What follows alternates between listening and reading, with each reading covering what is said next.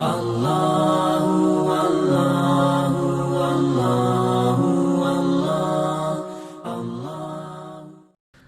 اللہ والصلاۃ والسلام علی رسولہ الکریم۔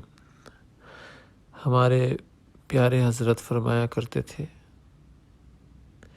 کہ جو شخص اگر یہ چاہتا ہے کہ دنیا میں ہی اس کو جنت کا مزہ آئے تو 3 اعمال کرے۔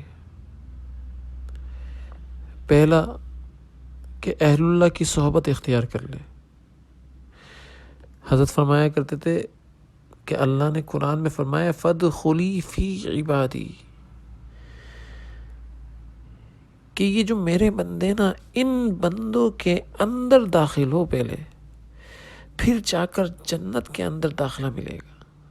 جب تک میرے بندوں کے اندر داخل نہ ہوگے جنت کا داخلہ بھی نہیں ملے گا۔ اور دوسرا عمل یہ ہے کہ کسی ایسے شخص کو جو متبع سنت ہے اور شریعت ہے اور بزرگان دین کا صحبت یافتہ ہے، اجازت یافتہ ہے، اپنا مربی اور دینی مشیر بنا لیں۔ اس کے مشورے سے کچھ تنہائی میں ذکر کر لیا کریں،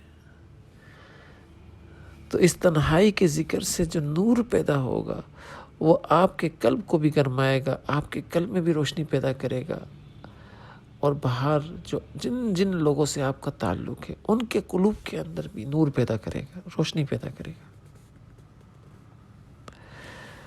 اور تیسرا عمل یہ ہے کہ خلوت ہو یا جلوت، تنہائی ہو یا مجمع میں ہو، آپ حقوق العباد کا خاص خیال رکھیں۔ کسی کے حق کو تنہائی کے اندر بھی ضائع نہ کریں، اور یہی سوچیں کہ اس وقت وہ تو نہیں دیکھ رہا لیکن اللہ تو دیکھ رہے نا، میں کیسے اس کا حق ضائع کروں۔ اور مجمع کے اندر بھی کسی کا حق ضائع نہ کریں۔ حقوق العباد کا خیال رکھیں گے، اللہ آپ کا خیال رکھیں گے۔ اللہ تعالیٰ عمل کرنے والا بنائے۔ اللہ